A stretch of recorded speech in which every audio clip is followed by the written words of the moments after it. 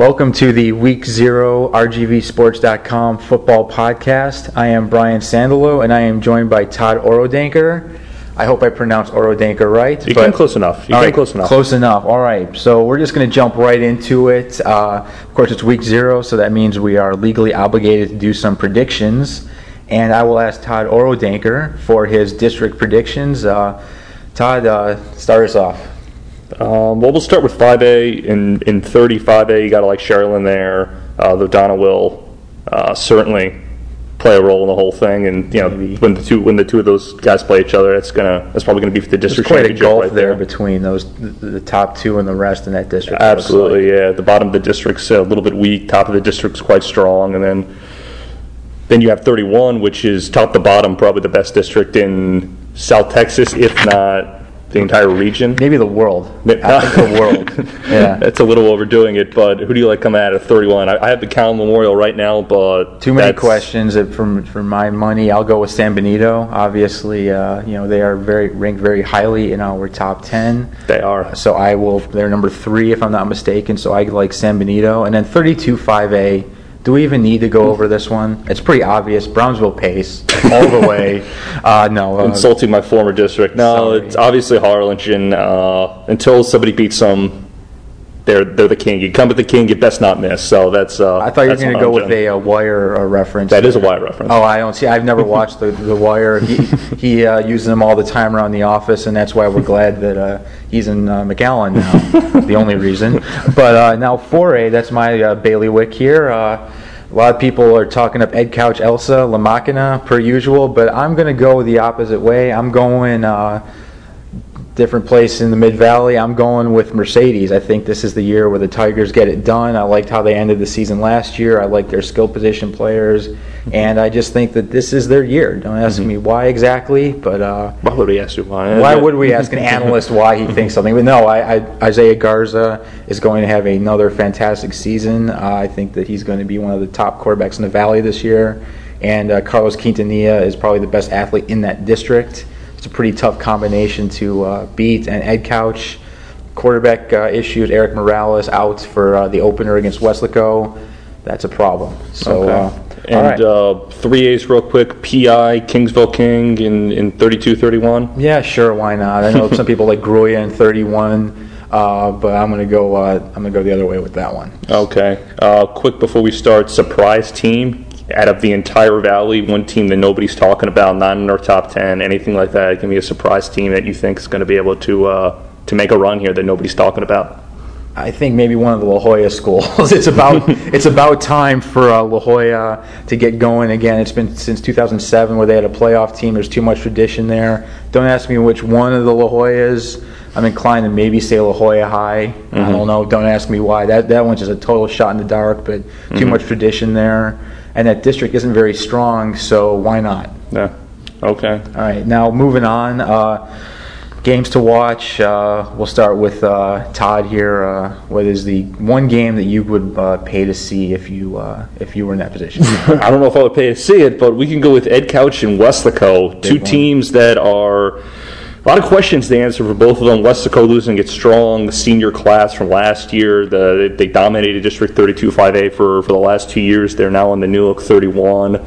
Not a whole lot of returning players. A lot of question marks about them. And Tony V, I'm sure, is going to coach them up and do a fine job and get them ready to go. But just a lot of question marks coming out of there. And Ed Couch with the injury to Morales yesterday, they announced that he's not going to be starting for them. A lot of questions coming at Ed Couch as well. Those two teams obviously rivals, close quarters, town-wise, and they don't like each other. So a good rivalry game with a lot of question marks, and that should be a fun game to watch and kind of see how both teams come out in that one, and that's a tough one to pick as well. First time those teams would play since 2007, and that was the day when Weslaco ended Ed Couch's regular season winning streak. There you go. And that was about a week before I moved to the Valley, so I go back before... Personal history. Always interesting. We all love that. Now, obviously, we're going to stay in the Mid-Valley for my game to watch. It is Mercedes Cal Allen. I guess there's a Mid-Valley theme to this podcast, but I think that this is going to be a very interesting game to see where Mercedes is. They're our number 10 team in the poll. Cal Allen McAllen is number 9 statewide, so that should be one heck of a challenge for the Tigers. They want to see where they're at.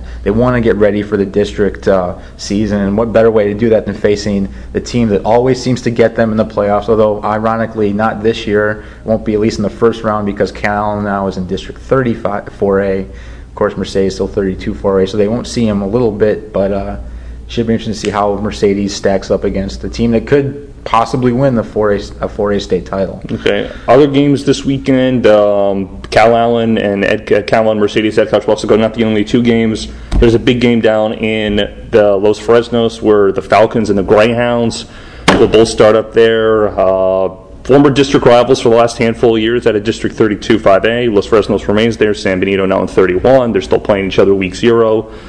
How do you think that one's going to shake out, Sandalo? You know, I was going to let you deal with this one, but I'm just going to go with the poll. I'm going to say San Benito. A lot of people talking them up to win 31 5A like me. Yeah. I think Los Fresnos has some questions. You know, year 3 of the Clint Finley experience should be interesting to see how that works out. Spencer Gann, I think one of the best coaches in the Valley. I will go with San Benito to win and to cover. If only we could set lines, that would make me a happy guy. Yeah. I got San Benito too in that. Those Fresno's changing coordinators over both defensive and offensive coordinators last year. So just a lot of little change in Los Fresnos, and San Benito's coming in with a lot of returning players. They do have a new quarterback though, but bringing back Arturo Coronado, the running back, and the very strong defense from last year, they should be pretty good this year. So I like the Greyhounds to take that. And speaking of the Greyhounds, you can't say San Benito without saying Harlingen. Oh, geez. And Big Red, the Cardinals, everyone's favorite team. The Valley Darlings. The Valley Darlings will be playing San Antonio Johnson at New Look Boga Stadium with fresh turf and new renovated stands and press accommodations for the first time in a while. And that should be a fun game for the good people of Harlingen, but San Antonio Johnson is not a pushover, so that is going to be a fun one. Sandalo? I'm going to say Big Red. I'm gonna go with Harlingen too. Johnson is good, but they're not one of the top San Antonio teams. You never run into them thinking, man, the Valley's got to play Johnson. No, they're not one of those powerhouses. And I think Harlingen, you know, king stay the king, right? And with the intangible factor is going to be big there too. There's going to be a lot of emotion from that game. More on that Harlingen side. More on the Harlingen side. It's a Friday night. Kids are in school now, so the San Antonio team's going to have to come down here in the middle of the afternoon, and they're going to, they're leaving early. So Harlingen's going to win. And it's going to be it's a tough situation. Interesting to see though how they replace, Randy Bermea, Brian Blake, Kevin Ledesma, all your favorites. It'll be interesting to see. But they always find a way. They always do find a way. Now, one more game to watch. We're kind of rambling on here. Speaking of teams looking to replace big stars, McAllen Memorial against Edinburgh.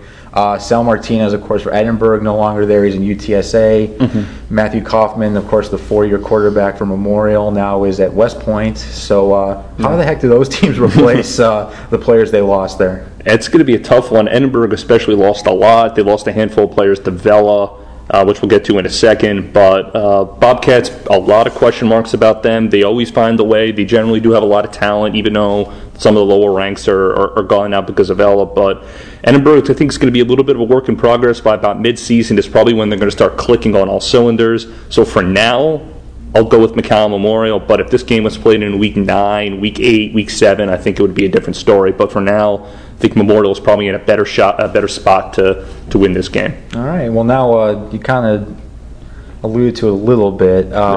Edinburgh, Vela, PSA Southwest, the two new schools, at least the big schools coming in. Which one's going to get their first win first? Well, technically, it has to be PSA Southwest because they're playing first. They're playing on Thursday night. We don't quite know where yet, do we? Or last I talked to, obviously by the time this runs on Thursday, we will know. But we're doing this on Wednesday, so we're not 100% sure yet. We think PSG Stadium, but they're playing pace regardless. I think that Southwest wins that game. It doesn't matter where it is. Pace has one returning player and was caught in the crosshairs of the Brownsville ISD incompetence machine of last year, which I had a great time covering. But Pace with one returning guy, it's going to be a tough go for the Vikings. They have some good kids in the younger classes in the freshman and sophomore ranks, but a lot of their who would be upperclassmen now, juniors and seniors, are over at Brownsville Veterans Memorial. So it's going to be a tough go for the Vikings, but we wish them the best, and hopefully they can keep that thing going that Renee Madrano Renee Majano did back in the day. But, Southwest is probably going to win this week over Pace, and Vela, with so many new parts and not too many upperclassmen, is going to have a tough go of it this year. They're playing PSJ High. And especially they're playing Southwest in week 1, so it's possible Southwest will be 2-0. It's possible, yeah, but for now, I think Southwest is going to win this week, and Vela is going to fall short in its game to PSJ High. And agree, Sandlo? I suppose. Okay. All right, now I guess we have only a little bit of time left. Now we're going to do something a little bit fun here. Our top 10 is now out. In case this doesn't, in case this podcast runs before the number 1 team is announced. We're not going to tell you exactly who the number 1 team is, but you should be able to guess by now. So now the team in the top 10 who's most likely to fall out. Who is it? It pains me to say this because I enjoyed my time over there whenever I went there, but I'm going to go with Los Fresnos. I think they're going to lose this week to San Benito, and then they have Harlingen South. The Brownsville teams always get up to play them. There's a lot of bad blood between Brownsville and Los Fresnos, so there's no easy go of it when they play the Brownsville teams. And, Hannah's a little bit better than this year. Rivera is not going to be a pushover. Veterans is going to be okay. I don't know if they're going to get out of Brownsville and the Sam Stadium trek unscathed, and then the Harlingen schools are going to be a tough go. It's going to be a tough one for Los Fresnos. I still think they're going to be a second or third place team out of 32-5A, but they are probably going to fall out of our top 10 at some point. Sandlo? Okay, well, I'm going to go with Port Isabel. Interesting. Why Port Isabel? PI is number 9, and obviously, let's be honest, 3As have to really excel to stay in our top 10. They have to be pretty close to perfect. PI is not going to do that.